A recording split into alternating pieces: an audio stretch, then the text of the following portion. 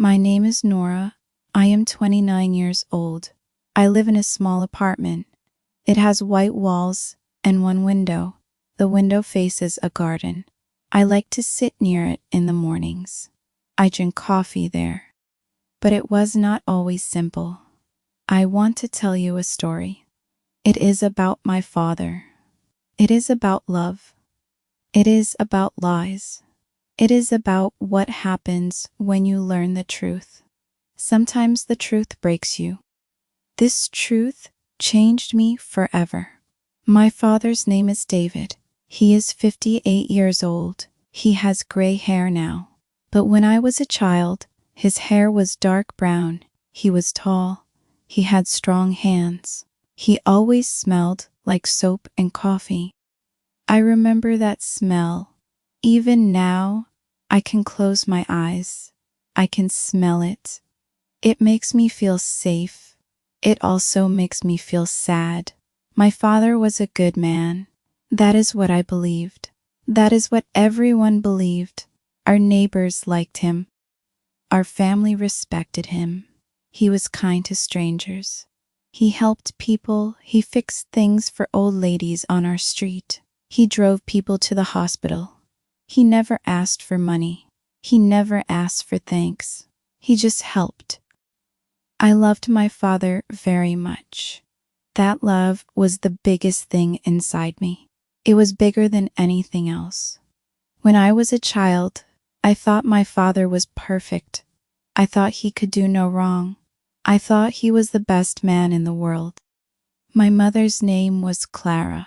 She was gentle. She had soft hands. She laughed easily. She loved to cook. Our kitchen always smelled warm and good. She made soup every Sunday. She sang while she cooked. It was low and sweet. She sang old songs, songs her own mother taught her. I did not always know the words, but I felt the feeling in the songs. They were songs about home, about belonging. She had cancer. The doctors tried to help her. My father took her to every appointment. He held her hand. He stayed up at night with her. He made her tea. He made her soup. He did everything. He was a devoted husband. I saw this with my own eyes. My mother died when I was 14. It was a Tuesday. It was raining outside. The hospital room was very quiet. I held her hand at the end. My father stood on the other side of the bed. He was crying. I had never seen my father cry before. It scared me. It made everything feel real. After she died, I felt empty. The world looked gray. Food had no taste. I went to school, but I did not hear anything. I sat in my chair. I looked at the window. I thought about my mother. I thought about her hands. I thought about her soup. I thought about her voice. He was very strong. He cooked for us. He cleaned the house. He went to work every day. He came to my school events. He helped me with homework. He never missed anything. When I cried, he held me. He just held me. That was enough. I remember one night I could not sleep. I went to the kitchen. My father was sitting at the table. He had a cup of tea. He was not doing anything. He was just sitting. He looked very tired. He looked very alone. I sat next to him. We did not speak for a long time. Then he said something. He said, "We will be okay." I believed him. I always believed him. He raised me alone after that. His office was 30 minutes away. He drove there every morning. He drove home every evening. He was always home for dinner. He always asked about my day. He listened. He really listened. He did not watch television while I talked. He looked at me. He paid attention. When I was 16, I wanted to quit school. I was very sad. I was struggling. My father sat with me for 3 hours one night. He listened to me. He told me stories about his own struggles. He was honest with me. He did not pretend everything was easy. He said life is hard. He said we do not always feel strong. He said that is okay. He said we keep going anyway. I did not quit school. I kept going. Because of him, when I was 18, I went to university. My father drove me there on the first day. He carried my boxes. He hugged me very tight. He smelled like soap and coffee. I did not want to let go. He said, I am always here. Just call me. I called him every night that first month. Through university, he was there. He always brought food. He always brought something small. A book, a plant for my desk, a warm scarf. Small things. But they said something big. They said, I think of you. I see you. I love you. I graduated when I was 22. My father sat in the front row. He wore his best jacket. He was smiling. When I walked across the stage, I looked for him. I found him immediately. He was already looking at me. He was already smiling. I felt so proud. For us, for what we had survived together. After university, I got a job. I moved to a new city. It was not far. 2 hours by train. My father and I talked every Sunday. We had dinner together once a month. He visited my apartment. I visited his house, the house where I grew up. It still felt like home. It still smelled the same, like wood and soap and old books. I made a good life. I had friends. I had a job I liked. I was a teacher. I taught children to read. I loved my work. I felt useful. I felt happy. Not a loud happy, a quiet happy. The kind that sits inside you like a warm stone. And then I met Marcus. He was 32. He was kind and funny. He had a loud laugh. He made very bad jokes. He was not perfect, but he was good. He was honest. He was steady. I trusted him. After 1 year together, he asked me to marry him. I said yes. My father liked Marcus very much. He said, he looks at you the right way. I knew what he meant.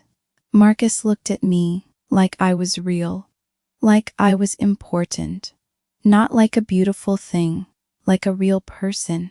That is the best kind of looking. Marcus and I started planning the wedding. It was going to be small, just family and close friends. Simple but beautiful. I was very happy during that time. I felt like everything was finally coming together. I had love. I had work. I had my father. About 8 months before the wedding, my father decided to move. His house was too big for one person. He said his knees were hurting from the stairs. He found a smaller apartment on the ground floor. It was in the same neighborhood. He was not going far, but he had lived in the old house for over 30 years. It felt like a very big change. I took a week off work. Marcus offered to come too, but I wanted to do this with my father, just us. I wanted to be close to him during something hard. Packing up a family home is a very emotional thing. Every drawer has a memory. Every box holds a piece of the past. We worked slowly. My father was quiet. He was thoughtful. He touched things carefully before he packed them. An old cup, a photograph, a small wooden box my mother had made. He looked at each thing for a long time. I did not rush him. I just stayed near him. I made tea. I brought biscuits. We worked in a gentle silence. On the third day, I was working in his home office. He was in the bedroom. I was going through old filing cabinets. He said I could throw away most of the papers inside. He said they were old bills, old receipts, nothing important. I started sorting. I put things in boxes. Throw away, keep, shred. I found a folder near the back of the bottom drawer. It was old. The edges were soft and bent. It had no label. I thought it was just more old bills. I opened it. Inside were papers. They were not bills. They were letters. They were photographs. They were documents. I looked at the photographs. First, there was a woman. She was maybe 40 years old in the photo. She had dark hair. She was smiling. She was standing in a garden. I did not know her. I looked at the next photo. The same woman. She was sitting at a table. She was eating dinner. There was a child next to her. A small boy, maybe 5 years old. He had dark hair. He was laughing. I looked at the next photo. The woman again. A different child now. A girl. Maybe 3 years old. She had curly hair. She was on a swing. My father was pushing the swing. My father. I stopped. I looked at the photo again. It was definitely him. His dark hair, his strong hands, his jacket. I remembered that jacket. He wore it when I was a child. I was sure it was him. My hands started shaking. I picked up the letters. They were written by hand. Beautiful handwriting. The letters started with my love. They talked about the children. The boy was named Leo. The girl was named Mia. They talked about visits. They talked about missing each other. They talked about the future, about plans. One letter said this: the children ask about you every week. Leo made a drawing for you. He wants to give it to you himself. He says he will give it to you when you visit. He is so proud of it. Come soon. We miss you every day. I sat on the floor. I do not know when I sat down. I was just suddenly on the floor. The papers were in my hands. The room. I felt sick. My stomach hurt. My chest hurt. I could not breathe properly. I heard my father's footsteps in the hallway. I heard him coming. I sat very still. He opened the door. He looked at me. He looked at the papers in my hands. He stopped. The color left his face. He turned very pale. He stood in the doorway. He did not move. He did not speak. He just looked at me. I looked at him. I held up one of the photographs, the one with the woman in the garden. I did not say a word. He looked at the photograph. His face changed. It got very still, like stone. I said, "Who is this?" He did not answer. I said it again. "Who is this woman?" He came into the room. He sat down heavily, like his body was very tired. He put his hands on his knees. He looked at the floor for a long time. Then he said, "Her name is Anne." I said, "And the children?" He said, "Leo and Mia." I said, "Are they yours?" He said, "Yes." That one word, yes. It fell into the room like something heavy. I felt it land. I felt the weight of it. My body felt strange. My face felt numb. I was cold. Even my fingers were cold. I said, "How long?" He looked at me. His eyes were wet. He said, 20 years. I heard the number. 20 years. I counted in my head. I was 29 now. 20 years ago, I was 9 years old. My mother was still alive. My mother was still alive. I said, "When did it start?" He took a long breath. He put his face in his hands. Then he said it. He said, "Before your mother died." The room went completely silent. Not just quiet, silent, like all the sound in the world had been removed. I sat on the floor. I could not move. I could not speak. My father was still talking. I could see his mouth moving, but I could not hear the words. My mind was full of one thought. My mother was alive. My mother, she was dying in a hospital bed, and my father was somewhere else, with another woman, with another child, maybe 2 children. While my mother was dying, I said, "Stop talking." He stopped. He was quiet for a long time. Then he said, "I do not know." I said, "How can you not know?" He said, "She never said anything." But sometimes I thought maybe she knew or guessed. But she never said. Not a loud breaking, a quiet one, like a thread snapping, something that had held everything together for a long time. It just let go. I stood up. My legs felt weak. I put the papers back in the folder. I looked at my father. He was looking at me. His face was terrible. He looked afraid. He looked ashamed. He looked like a very old man. I picked up my bag. I walked out of the room. I walked down the hallway. I walked out the front door. I did not slam the door. I closed it quietly. I do not know why I closed it quietly. That is just what I did. I walked to the end of the street. I sat on a bench. The street was normal. Cars were passing. A child was riding a bicycle. Everything was normal. The world had not changed. Only I had changed. I sat on the bench for a long time. I did not cry. I could not cry. My body felt frozen.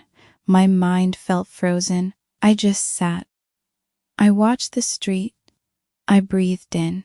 I breathed out. I did not think. I could not think. After maybe an hour, I took out my phone. I looked at it. There were 3 missed calls from my father. I did not call back. I called Marcus instead. He answered on the second ring. He said, "Hey, how is the packing going?" And then he heard something in my voice. He said, "Nora, what happened? Are you okay?" I said, "No." Just that one word. "No." He said, "Where are you?" "I am coming." I gave him the address of the bench. He drove 2 hours to reach me.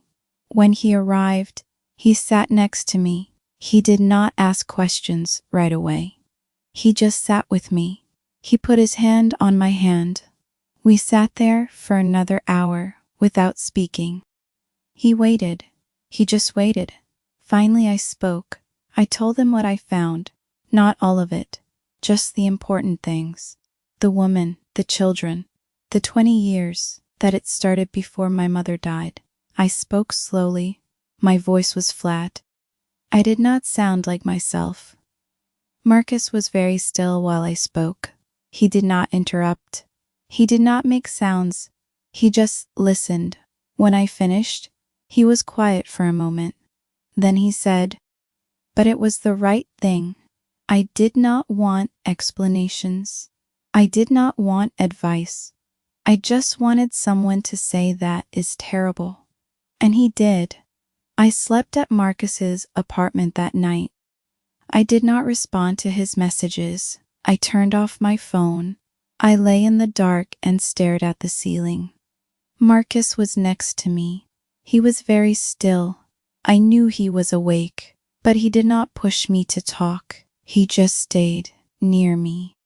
I thought about my mother. I thought about her face. I thought about her soft hands. I thought about the soup she made on Sundays. I thought about the songs she sang. I thought about the hospital room. My father crying on the other side of the bed. I thought about all the times he drove to the hospital, all the tea he made, all the nights he stayed awake with her. And I thought, all of that was real. He did all of that.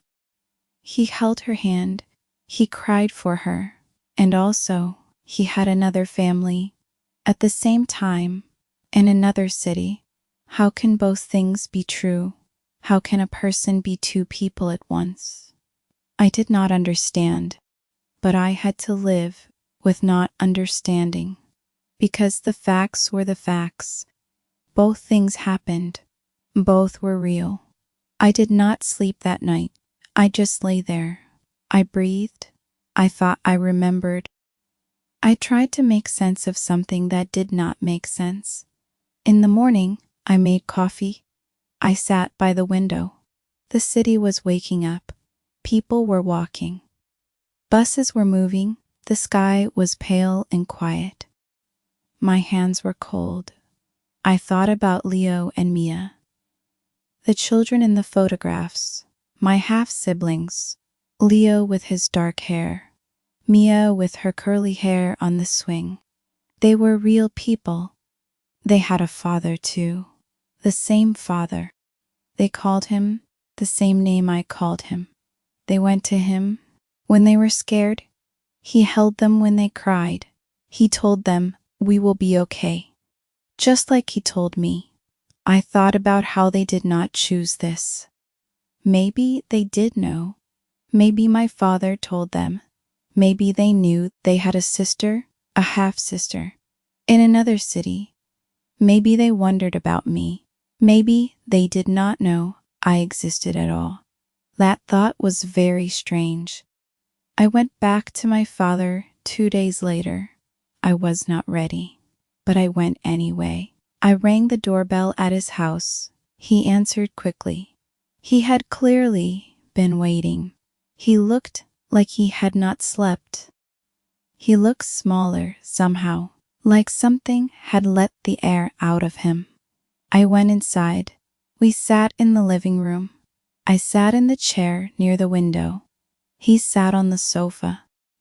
And he did. He talked for a long time. He told me he met Anne when he was 33. I was 4 years old.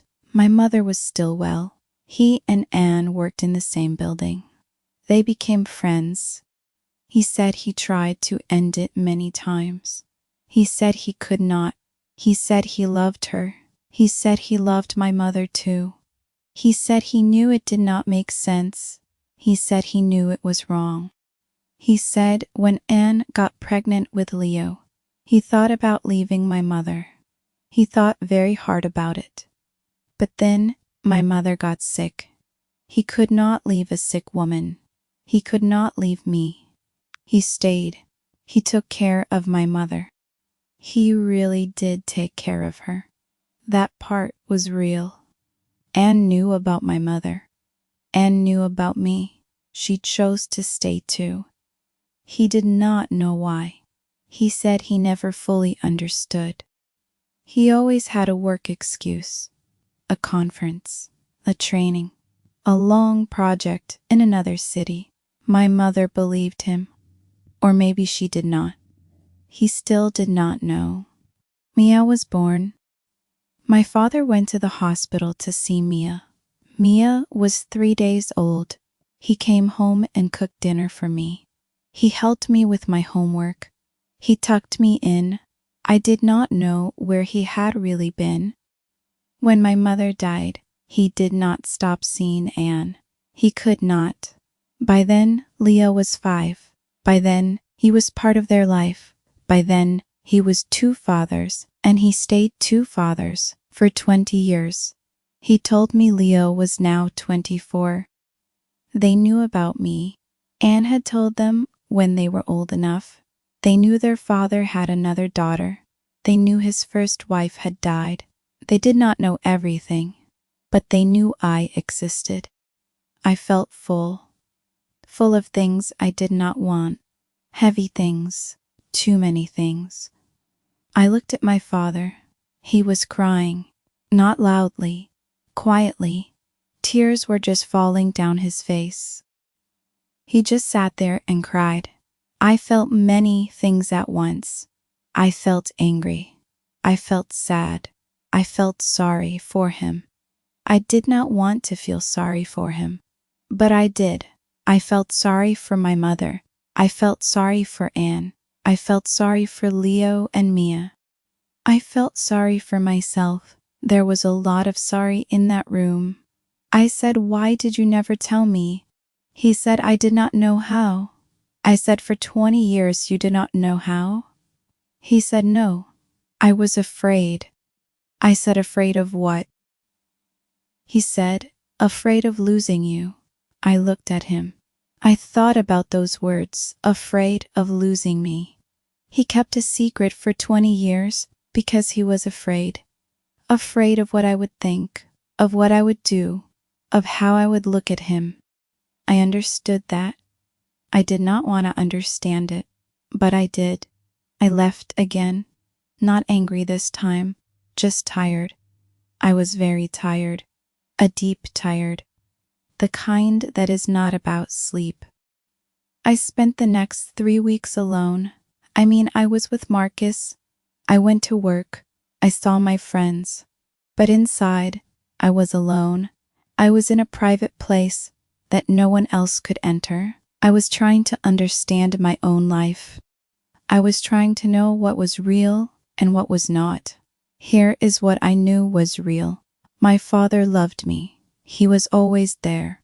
He never missed a school event. He never forgot my birthday. He held me when I cried. He drove through a snowstorm once to reach me when I was sick at university. He gave me good advice. He listened. He was there. All of that was real. And also, he lied for my whole life.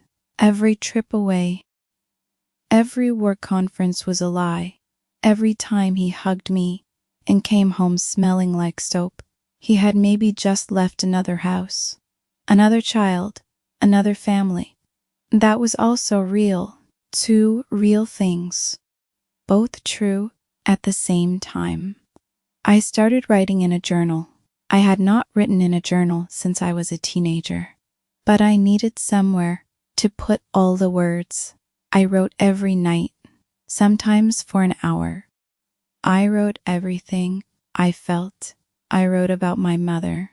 I wrote about my father. I wrote about Anne and Leo and Mia, people I had never met, people who were part of my story without my knowing. I wrote one night, "My father loved me." I am sure of that. Love can live next to a lie. I did not know that before. Now I know. I wrote another night, "My mother might have known. That is the worst part." Did she know and say nothing? Did she protect me? Was she afraid too? I will never know. She cannot answer me now. That silence is the loudest thing. After 3 weeks, I told Marcus everything. We sat at the kitchen table. I told him all of it, every detail my father had shared. About Anne, about Leo, and Mia, about the years, about the lies, about my mother. Possibly knowing, Marcus listened without moving. When I finished, he was quiet. Then he said, "How are you feeling right now? Not what do you need, forever. What do you need right now?" I thought about it. I said empty and full. At the same time, he nodded. He understood that. He did not try to fix it. He did not say what I should do. He said, "I am here." I loved him for that. Not for the big romantic things, for that quiet, steady sentence. "I am here." I thought about contacting Anne. I thought about it many times. I imagined writing a letter. I did not know what I would say. "Hello, I am your husband's other daughter. Hello, I found out about you." I did not write the letter. Not yet. I was not ready. I needed more time. Some things cannot be rushed. Some doors need to stay closed a little longer while you prepare yourself to open them. I thought about Leo and Mia, my half-siblings. I was curious about them. What were they like? Did Leo still make drawings? Was Mia still a child who laughed on a swing? Or was she 22 now, with a job and her own life? and her own questions about her strange, split father. Did they want to meet me? Did they feel angry or sad or curious the way I did? I did not know. I could not know. Not yet. I called my father again. After 1 month, we spoke on the phone. I was not ready to see him, but I needed to say something. I said, I am not okay yet, but I am trying to be. He said, that is all I ask. His voice was very quiet. He sounded old. He sounded tired. I said, I have one more question. He said, yes. I said, did you love her, Anne? He said yes. He said he does. He said that is the honest answer. He said he is sorry for everything. But he cannot lie about that. He cannot pretend he did not love her. He does love her. It was an honest answer. I respected the honesty, even though it hurt. My mother died not knowing her husband loved another woman, or knowing and saying nothing. Either way, she carried something heavy. I hope she had moments of true peace. I hope the soup and the songs and the love she had for me were enough. I hope she did not feel alone. I will never know. I have to live with not knowing. I talked to a counselor, a therapist. Her name was Dr. Wells. She was calm and direct. She did not tell me what to feel. She asked me questions, good questions, the kind that made me think. She asked me, what do you need right now? What do you need right now? I thought about it. I said I need time, and I need the people I love to stay close. She said, that sounds right. And she was right. That was what I needed, time. Marcus and I kept planning the wedding, slowly, carefully. Some days, I could not think about white dresses and flowers. Some days, I could. We did not rush. Marcus said, we can push the date back if you need. I thought about it. I said no. I wanted to keep moving. I did not want to stop my life because of this. I had stopped once before, when my mother died. I had stopped for a long time. I did not want to stop again. I wanted the wedding. I wanted to marry Marcus. I wanted to build a life. Those feelings were clear. They were simple. And in the middle of so much that was complicated, those simple, clear feelings felt very good, very grounding. One evening, maybe 2 months after I found the folder, I was sitting by my window, drinking coffee, watching the birds. It was early morning. The light was soft. Everything was very still. Not happiness, exactly. Something quieter. Something like acceptance. Like my body had finally decided to stop fighting the facts. The facts were the facts. My father loved me and lied to me. My mother lived with an honest face and maybe a broken heart. Both are possible. Anne loved my father for 20 years and shared him with a life she never saw. That is a complicated kind of love. Leo and Mia are real people with a complicated father. Just like me, we are all people in the same strange story. Not enemies, not strangers, exactly. Just people connected by one man. I do not think my father is a monster. I tried to think that. In those first hard weeks, I tried to make him simple. I tried to make him bad. Bad is easier. Simple is easier. But he was not simple. He never was. I just did not know it before. He was the man who drove through the snowstorm for me. He was the man who sat at the kitchen table at midnight and said, we will be okay. He was the man who helped old ladies with their groceries. He was also the man who kept a second family. He was also the man who lied to my mother. He was all of those men. At the same time, inside the same body, I wrote my father a letter, a real letter on paper. It took me a long time.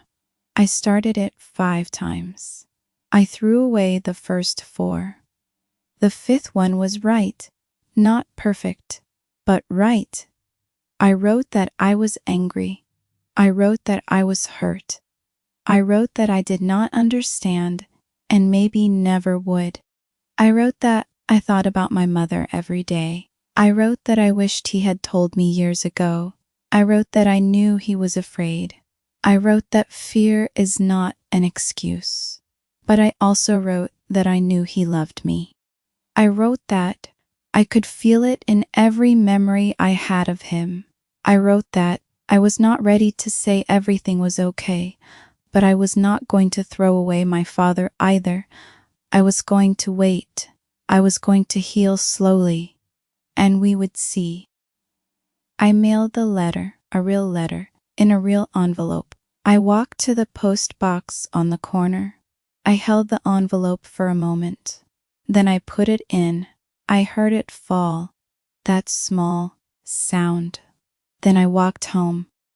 He had received the letter. He was crying. He said, "Thank you." I said I meant every word. He said, "I know." We were quiet for a moment. Then he said, "I love you, Nora." I said, "I know. I love you too." All things. I have not contacted Anne. I have not contacted Leo or Mia. That chapter is not open yet. Maybe it will open one day. Maybe it will not. I am not ready to know. I am still in the middle of processing what I already know. One thing at a time. The wedding is in 4 months. Marcus and I chose a small venue. Just 40 people. Just the most important ones. My father will be there. He will walk me down the aisle. I thought about not asking him. I thought about it very seriously, but I decided yes, because that is my father. He is complicated and broken and real, and he loves me, and I want him there. My mother will not be there, but I will feel her. I always feel her. She is in the warm thing inside me. She is in my gentleness.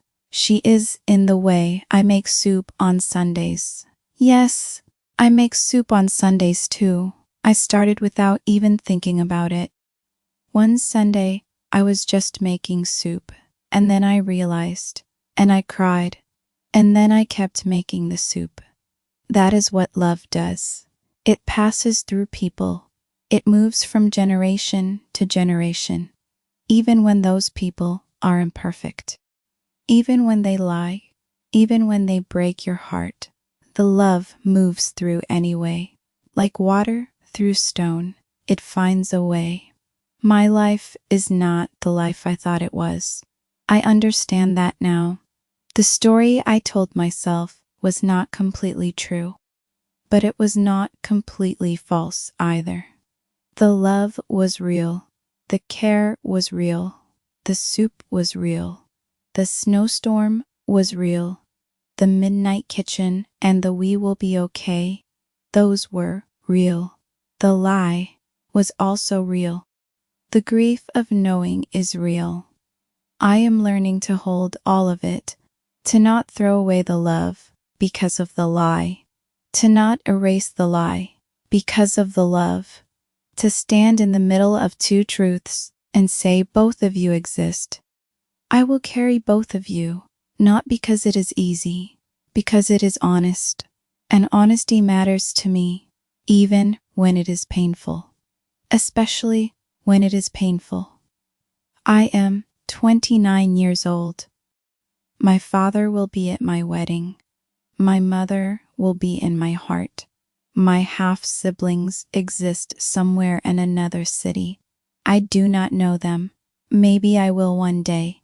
Life is long. Things change. Doors that feel closed sometimes open on their own.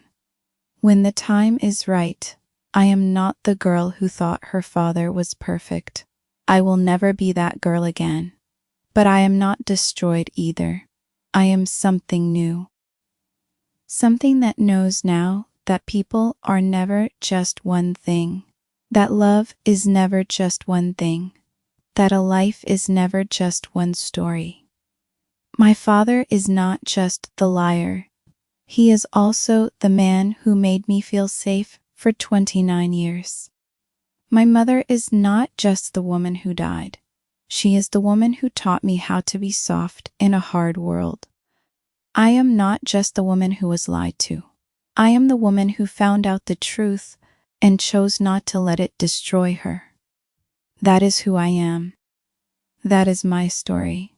I still sit by the window in the mornings. I still drink coffee. I still watch the birds.